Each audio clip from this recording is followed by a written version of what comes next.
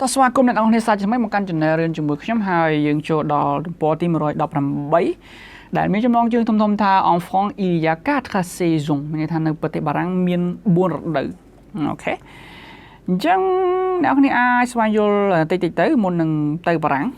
កុំឲ្យទៅអត់ដឹងថាចំពេលទៅចិត្តហ្នឹងយើងបែកអាស្អាតហ្នឹងអាចមានបញ្ហាដល់សុខភាពណាអញ្ចឹងទីរូបទី1គេថា on est en février ពួកយើងស្ថិតនៅក្នុងខែកុម្ភៈណា c'est l'hiver គឺជារដូវធ្លាក់ទឹកកក à la montagne នៅតំបន់ភ្នំ il fait moins 10 degrés អញ្ចឹងវាមានសីតុណ្ហភាពដក10ណា il neige វាធ្លាក់ព្រិល il fait très froid ហើយតិចមែនទេណាអូខេរូបទី2គេដាក់ថា on est en mai ណាគឺយើងនៅក្នុងខែ3 c'est le printemps គឺរដូវស្លឹកឈើជ្រុះ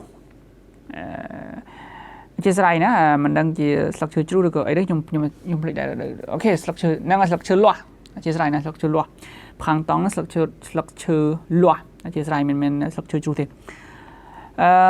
ញ្ចឹង il fait 25 degrés គឺមានសីតុណ្ហភាព25អង្សាអញ្ចឹងល្មមរស់នៅស្រួល25អង្សាវាមិនក្តៅពេកមិនជាក់ពេកណា il fait beau ឃើញទេមេឃស្លាស់ល្អ il y a beaucoup de fleurs អញ្ចឹងភ្លៀងវាបានមេឃវាមានមេឃល្អអាកាសធាតុល្អអញ្ចឹងទៅផ្កាវាក៏លូតលាស់បានល្អដែរអូខេអញ្ចឹងរូបទី3គេដាក់ថា on est en octobre បើយើងស្ថិតនៅក្នុងខែតុលា c'est l'automne គឺជារដូវស្លឹកឈើជ្រុះអូខេ le ciel est gris អញ្ចឹងមេឃពណ៌ប្រផេះអញ្ចឹងវាអាចថាមេឃសតុំរហូតមេឃគេចង់និយាយអញ្ចឹងណាមិនមេឃពណ៌ប្រផេះហើយហ្នឹងគឺមេឃសតុំណា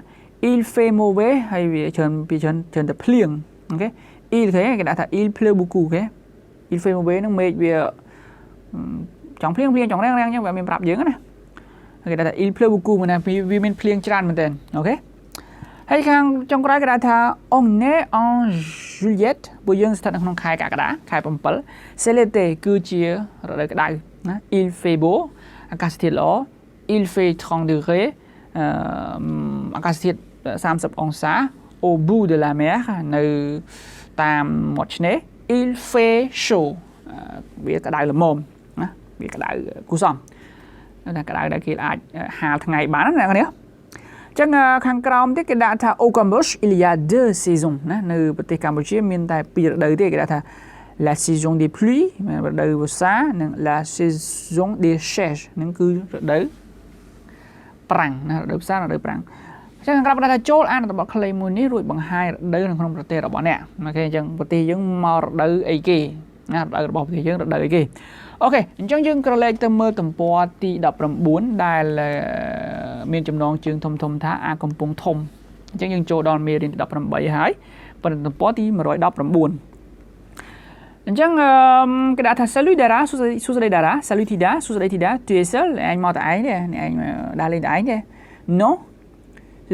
je suis avec mes parents អត់ទេខ្ញុំមកមួយពុកម្ដាយរបស់ខ្ញុំ ils sont à la pagode ពួកគាត់នៅនេះនៅវត្តនោះ il écoute les prier គាត់ទៅស្ដាប់ធម៌ណា les prier ណាស្ដាប់ធម៌ណាឬក៏ស្ដាប់ការឬក៏ពួកគាត់ទៅ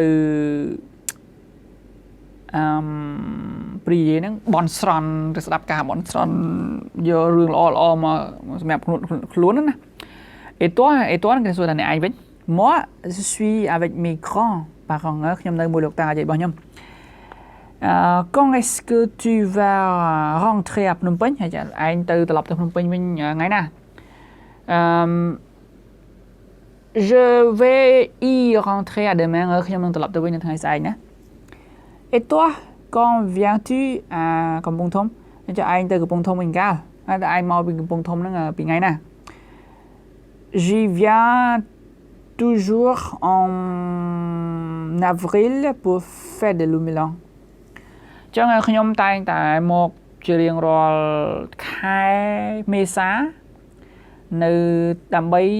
ចូលរួមបុណ្យចូលឆ្នាំណា Fête de Nouvel An បុណ្យចូលឆ្នាំខ្មែរអូខេអញ្ចឹងបន្តមកទៀតគេសន្ទនាទៀតហើយចូលលក្ខណៈញ៉ាយគ្នាបាទតាមមើល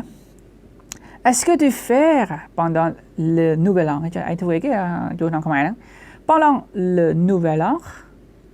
គេដាក់ខ្មែរទេមិនត្រូវណា Nouvel An ខ្មែរ Je joue au jeu traditionnel avec les enfants du village et je me promène ចូលឆ្នាំនោះមានតាណាដែរនៅលេងល្បែងគៀបព្រៃខ្មែរយើងមួយក្មេងៗនៅក្នុងភូមិហ្នឹងណាហើយនឹងដើរកំសាន្តខ្លះអូខេដើរលេងជំនាញភូមិឬក៏ទៅភូមិផ្សេងអញ្ចឹងដែរ Et toi ចុះឯងវិញ Tu joues aussi avec les enfants du village ចុះឯងវិញលេងមួយក្មេងៗនៅភូមិឯងអត់ Non je ne joue pas jamais ណា Je ne joue jamais អូខ្ញុំមិនដែរលេងទេខ្ញុំមិនដែរទៅលេងទេអូខេអញ្ចឹងចំណុចទី1នៃមេរៀនទី18របស់យើងបានដល់ទីបញ្ចប់ហើយអញ្ចឹងទំព័រទី18គឺជាចុងមេរៀនទី17ទំព័រទី119គឺដើមមេរៀនទី18ណាអូខេអញ្ចឹងចប់ហើយdemain merci